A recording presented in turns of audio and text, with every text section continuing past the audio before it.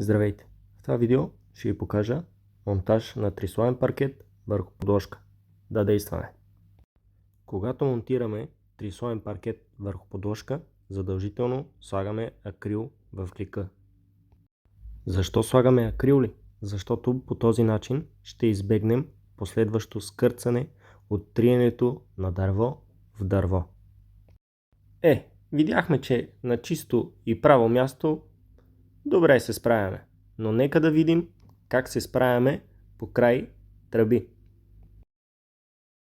Може би вече съм ви показвал при ламината, когато имаме една тръба, как се прави, но сега ще ви покажа как се прави и с трислоен паркет. Когато пробивате директно върху старото дюшеме, винаги подлагайте нещо под вашите дъски. Да, на една тръба може би лесно се прави, но в последствие нека видим как се прави, когато имаме повече тръби на едно място.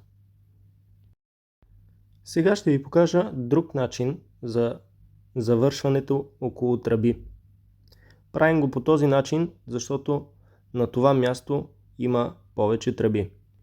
По този начин ще спазим и застъпването на самите дъски. Защо го направих така? Ами сега ще видите.